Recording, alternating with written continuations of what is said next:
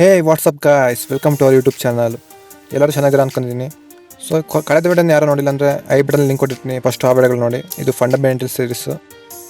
ಆ video first ನೋಡಿ, ಆಮೇಲೆ ಈ ವಿಡಿಯೋ ನೋಡಿ. ಸೊ ಇವತ್ತಿನ ವಿಡಿಯೋದಲ್ಲಿ ನಿಮಗೆಲ್ಲ ಕಳೆದ ವಿಡಿಯೋದಲ್ಲಿ ನೋಡಿದ ಮೇಲೆ ಇಂಟ್ರೆನ್ಸಿಕ್ ವ್ಯಾಲ್ಯೂ ಇದ್ರ ಬಗ್ಗೆ ಹೇಳಿದ್ದೆ. ಹಾಗಂದ್ರೆ ಏನಂತ ನಿಮ್ಗೆ ಡೌಟ್ ಬಂದಿರ್ಬೋದು. ಬಟ್ ಇದನ್ನು ಸಿಂಪಲಾಗಿ ಈ ವಿಡಿಯೋದಲ್ಲಿ ಅರ್ಥ ಮಾಡಿಸ್ತಾ ನೋಡಿ ಫ್ರೆಂಡ್ಸ್. ನೀವು ಗೂಗಲಲ್ಲಿ ಯಾವ್ದಾದ್ರು ಕಂಪ್ನಿದು ಶೇರ್ ಪ್ರೈಸ್ ಎಷ್ಟು ಅಂತ ಸರ್ಚ್ ಮಾಡ್ತೀರಾ. ಈಗ for example Bajaj finance.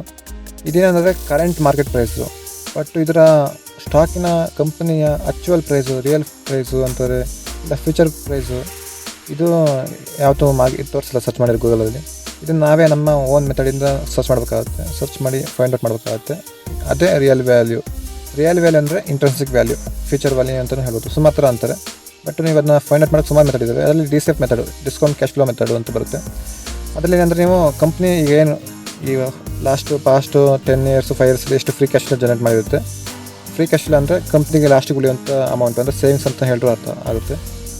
So ಇದನ್ನು ಯೂಸ್ ಮಾಡ್ಕೊಂಡು ಫ್ರೀ ಕ್ಯಾಶ್ ಫ್ಲೋ ಮುಂದೆ ಎಷ್ಟು ಜನರೇಟ್ ಮಾಡ್ಬೋದು ಅಂತ, ಕಂಪ್ನಿ ಗ್ರೋತ್ ರೇಟ್ನ ನೋಡ್ಕೊಂಡು ಮುಂದೆ ಎಷ್ಟು ಜನರೇಟ್ ಮಾಡೋದು ಅಂತ ನೋಡ್ಕೊಂಡು ನಾವೇ ಕ್ಯಾಲ್ಕುಲೇಟ್ ಮಾಡಿ ಕಂಪ್ನಿಯ ಶೇರ್ ಪ್ರೈಸ್ ಎಷ್ಟು ಆಗುತ್ತೆ ಅಂತ ಒಂದು ಇಂಟ್ರೆನ್ಸಿಕ್ ವ್ಯಾಲ್ಯೂ ಕ್ಯಾಲ್ಕುಲೇಟ್ ಮಾಡೋದನ್ನೇ ಡಿಸೆಪ್ ಮೆಥಡ್ ಅಂತ ಹೇಳಿ. ಫ್ರೆಂಡ್ಸ್ ನೋಡಿ, ವಾರೆನ್ ಬಫೆಟು ಪ್ರೈಸು ಮತ್ತು ವ್ಯಾಲ್ಯೂನ ಸಿಂಪಲಾಗಿ ಹೇಳ್ತಾರೆ. Price is what you pay and value is what you get. ಅಂದರೆ ಪ್ರೈಸು, ಈಗ ಸ್ಟಾಕ್ ಪ್ರೈಸು ಏನು ನಾವೇನು ಪೇ ಮಾಡ್ತೀವಿ ಅದು ಸ್ಟಾಕ್ ಪ್ರೈಸು. ಬಟ್ ಅದನ್ನು ಏನು ನಮಗೆ ಸಿಗುತ್ತೆ ವ್ಯಾಲ್ಯೂ, ಅದು ಇಂಟ್ರೆನ್ಸಿಕ್ ವ್ಯಾಲ್ಯೂ. ಇದನ್ನು ಸಿಂಪಲಾಗಿ ಹೇಳಿದ್ದಾರೆ ವಾರೆನ್ ಬಫೆಟ್. ಇವರು ಗ್ರೇಟ್ ಇನ್ವೆಸ್ಟರು. ಇವರು ಬೆಂಜಮಿನ್ ಗ್ರಾಮ್ನ ನಾವು ಫಾದರ್ ಆಫ್ ವ್ಯಾಲ್ಯೂ ಇನ್ವೆಸ್ಟಿಂಗು ಅಂತ ಹೇಳ್ತೀವಿ. ಇವರು ಗ್ರೇಟ್ 2 ಬುಕ್ ಬರೆದಿದ್ದಾರೆ. ಒಂದು ದ ಇಂಟೆಲಿಜೆಂಟ್ ಇನ್ವೆಸ್ಟರ್ ಮತ್ತು ಇನ್ನೊಂದು ಸೆಕ್ಯೂರಿಟಿ ಅನಾಲಿಸಿಸ್ ಅಂತ. ನೀವು ಅಡ್ವಾನ್ಸ್ ಲೆವೆಲಲ್ಲಿ ಫಂಡಮೆಂಟಲ್ ಅನಾಲಿಸಿಸ್ ಕಲಿಬೇಕಂತಂದರೆ ನೀವು ಇವ್ರದ್ದು ಬುಕ್ನ ಓದಬೇಕಾಗುತ್ತೆ. ಬಿಗಿನರ್ಸ್ಗಂತ ಅಲ್ಲ, ಈ ಬುಕ್ ಅರ್ಥ ಆಗಲ್ಲ ಸ್ಟಾರ್ಟಿಂಗು.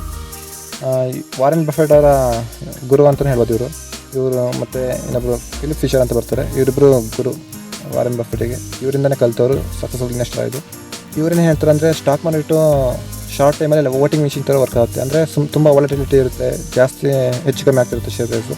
ಬಟ್ ಲಾಂಗ್ ಟೈಮಲ್ಲಿ ಅದು ವೆಯ್ಟಿಂಗ್ ಮಿಷಿನ್ ಅಂತ, ಆ ಥರ ಮಿಷಿನ್ ಥರ ವರ್ಕ್ ಆದಂತ. ಅಂದರೆ ವೆಯ್ಟ್ ಅಂದರೆ ಅಲ್ಲಿ ಫಂಡಮೆಂಟಲಿ ಗ್ರೋತ್ ಆಗುತ್ತೆ ಸ್ಟಾಕ್ ಪ್ರೈಸ್ ಫ್ಯೂಚರಲ್ಲಿ. ಆ ಥರ ಅಂದರೆ ಶಾರ್ಟ್ ಟೈಮಲ್ಲಿ ಏನಂದರೆ ಶೇರ್ ಪ್ರೈಸು ವಾಲಟಿಲಿಟಿ ಜಾಸ್ತಿ ಇರುತ್ತೆ. ಲಾಂಗ್ ಟೈಮಲ್ಲಿ ಅದು ಫಂಡಮೆಂಟಲಿ ಕಂಪ್ನಿಯನ್ನು ಪ್ರಾಫಿಟ್ ಮಾಡುತ್ತೆ, ಅರ್ನಿಂಗ್ ಮಾಡುತ್ತೆ, ರೆವಿನ್ಯೂ ಬರುತ್ತೆ. ಅದ್ರ ಮುಖಾಂತರನೇ ಶೇರ್ ಪ್ರೈಸು ಅಪ್ ಆಗೋದು. ಈಗ ನೀವು ಬಜಾಜ್ ಫೈನಾನ್ಸ್ ಶೇರ್ ಪ್ರೈಸ್ ನೋಡ್ಬೋದು, ಲಾಂಗ್ ಟೈಮಲ್ಲಿ ಹೆಂಗೆ ಹೋಗಿದೆ ಅಂತ.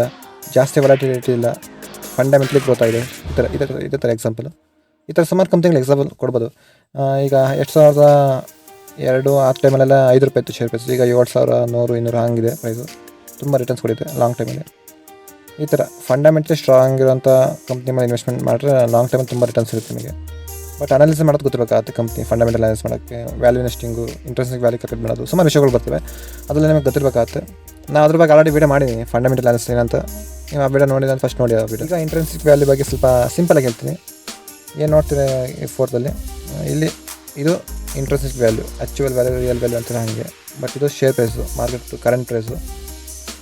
ನೀವು ಇಂಟ್ರೆನ್ಸಿಕ್ ವ್ಯಾಲ್ಯೂಕ್ಕಿಂತ ಕಮ್ಮಿಗೆ ಬೈ ಮಾಡಿದರೆ ಅದನ್ನು ಅಂಡರ್ ವ್ಯಾಲ್ಯೂಡ್ ಅಂತ ಹೇಳ್ತೀವಿ. ಅದೇ ಇಂಟ್ರೆನ್ಸಿಕ್ ವ್ಯಾಲ್ಯೂ ಬೈ ಮಾಡಿದ್ರೆ ಅದನ್ನು ಓವರ್ ವ್ಯಾಲ್ಯೂಡ್ ಅಂತ ಹೇಳ್ತೀವಿ ಸ್ಟಾಕು.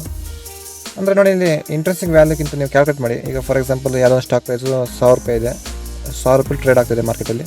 ಬಟ್ ಅದ್ರದ್ದು ಇಂಟ್ರೆನ್ಸಿಕ್ ವ್ಯಾಲ್ಯೂ 3,000 4,000 2,000 ಆ ಥರ ಇದ್ದರೆ ನಿಮಗೆ ಡಿಸ್ಕೌಂಟ್ ಸಿಗ್ತಿದೆ ತುಂಬ. ಲಾಂಗ್ ಟೈಮ್ ನೀವು ಇನ್ವೆಸ್ಟ್ ಮಾಡಿದ್ರೆ ಆ ಕಂಪ್ನಿ ಮೇಲೆ ನಿಮಗೆ ಒಳ್ಳೆ ರಿಟರ್ನ್ ಸಿಗುತ್ತೆ. ನೀವು ಇಂಟ್ರೆನ್ಸಿಕ್ ವ್ಯಾಲ್ಯೂ ಕ್ಯಾಲ್ಕುಲೇಟ್ ಮಾಡೋಕ್ಕೆ ಸ್ವಲ್ಪ ಕಲಿಬೇಕಾಗುತ್ತೆ. ಅದು ಮುಂದೆ ವಿಡಿಯೋದಲ್ಲಿ ಮಾಡ್ತಾ ಹೋಗ್ತೀನಿ, ಅರ್ಥ ಆಗುತ್ತೆ. ಈ ಸ್ಟಾಕ್ ಪ್ರೈಸು ಮತ್ತು ಇಂಟ್ರೆನ್ಸಿಕ್ ವ್ಯಾಲ್ಯೂ ನಡುವೆ ಇರೋದನ್ನ ಮಾರ್ಜಿನ್ ಆಫ್ ಸೇಫ್ಟಿ ಅಂತ ಹೇಳ್ತೀವಿ. ಡಿಸ್ಕೌಂಟು ಒಂಥರ ಸೇಫ್ಟಿ. ನಿಮಗೆ ಎಷ್ಟು % ಡಿಸ್ಕೌಂಟ್ ಸಿಗ್ತಿದೆ ಅಂತ ಪ್ರೈಸು. ನೀವು ತುಂಬ ಡಿಸ್ಕೌಂಟ್, ಒಂದು ಮಿನಿಮಮ್ ಒಂದು 50 to 60% ಡಿಸ್ಕೌಂಟ್ ಸಿಗ್ತಿದೆ ಅಂದರೆ ಪ್ರೈಸಲ್ಲಿ, ವ್ಯಾಲ್ಯೂ ಇಂಟ್ರೆನ್ಸಿಕ್ ವ್ಯಾಲ್ಯೂಗೂ ಮತ್ತು ಪ್ರೈಸಿಗೂ, ಸ್ಟಾಕ್ ಪ್ರೈಸಿಗೂ ಅಂಥ ಸ್ಟಾಕ್ಸ್ನ ಬೈ ಮಾಡೋದು ಒಳ್ಳೆಯದು. ಮ್ಯಾಕ್ಸಿಮಮ್ ಎಷ್ಟಾದರೂ ಸಿಗಲಿ. ಬಟ್ ನೀವು ಇಂಟ್ರೆನ್ಸಿಕ್ ವ್ಯಾಲ್ಯೂ ಕ್ಯಾಲ್ಕುಲೇಟ್ ಮಾಡಿ ಇನ್ವೆಸ್ಟ್ಮೆಂಟ್ ಮಾಡೋದಂತ ಅಲ್ಲ, ಎಲ್ಲದೂ ಅನಾಲಿಸಿಸ್ ಮಾಡಿ ಲಾಸ್ಟಿಗೆ ವ್ಯಾಲ್ಯೂಯೇಷನ್ ಸೀರೀಸಲ್ಲಿ ನೀವು ಇಂಟ್ರೆನ್ಸಿಕ್ ವ್ಯಾಲ್ಯೂ ಕ್ಯಾಲ್ಕುಲೇಟ್ ಮಾಡಿ ಲಾಂಗ್ ಟೈಮ್ ಇನ್ವೆಸ್ಟ್ಮೆಂಟ್ ಮಾಡಬೇಕಾಗುತ್ತೆ. ಕಂಪ್ನಿ ಚೆನ್ನಾಗಿದ್ರೆ ಹಂಗೆ ಮಾಡ್ಬೋದು, ಬಿಸ್ನೆಸ್ ಮಾಡೋದು ಚೆನ್ನಾಗಿದ್ರೆ ಎಲ್ಲ. ಫ್ರೆಂಡ್ಸ್, ಈ ವಿಡಿಯೋದಲ್ಲಿ ಇಷ್ಟು ಇನ್ಫಾರ್ಮೇಷನು ಸಿಂಪಲಾಗಿ ಹೇಳಿದ್ದೀನಿ. ಇಂಟ್ರೆನ್ಸಿಕ್ ವ್ಯಾಲ್ಯೂ ಏನಂತ ಬೇಸಿಕ್ಕು ಅಷ್ಟೇ. ಮುಂದಿನ ವಿಡಿಯೋದಲ್ಲಿ ಹೆಂಗೆ ಕ್ಯಾಲ್ಕುಲೇಟ್ ಮಾಡೋದು, ಅದನ್ನು ಫೈಂಡ್ ಔಟ್ ಮಾಡೋದು ಇಂಟ್ರೆನ್ಸಿಕ್ ವ್ಯಾಲ್ಯೂ ಕಂಪ್ನಿದು ಅಂತ ಮಾಡ್ತೀನಿ ವಿಡಿಯೋ. ಆ ವಿಡಿಯೋ ನೋಡ್ಬೇಕಂತಿದ್ರೆ ಬೇಗ ಈಗಲೇ ಸಬ್ಸ್ಕ್ರೈಬ್ ಆಗಿ ಮತ್ತು ನೋಟಿಫಿಕೇಷನ್ ಬೆಲ್ನ ಕ್ಲಿಕ್ ಮಾಡಿ. ನಮ್ಮ ವಿಡಿಯೋನ ಶೇರ್ ಆಗಿ ಲೈಕ್ ಮಾಡಿ. ನಿಮ್ಮ ಫ್ರೆಂಡ್ಸಿಗೂ ಫ್ಯಾಮಿಲಿಗೂ ಸ್ವಲ್ಪ ಶೇರ್ ಮಾಡಿ ವಿಡಿಯೋನ. ಇದನ್ನು ಸ್ವಲ್ಪ ಅವರಿಗೂ ಸ್ವಲ್ಪ ಸ್ಟಾಕ್ ಮಾರ್ಕೆಟು, ಫೈನಾನ್ಷಿಯಲ್ ನಾಲೆಡ್ಜ್ ಸ್ವಲ್ಪ ಅವ್ರಿಗೂ ಸ್ವಲ್ಪ ಗ್ರೋತ್ ಆಗುತ್ತೆ, ಅವ್ರಿಗೆ ಇಂಪ್ರೂವ್ಮೆಂಟ್ ಆಗ್ತದೆ, ಅವ್ರಿಗೆ ಸ್ವಲ್ಪ ಅವೇರ್ನೆಸ್ ಬೆಳೆಯುತ್ತೆ. So thank you for watching. Have a nice day. Bye bye.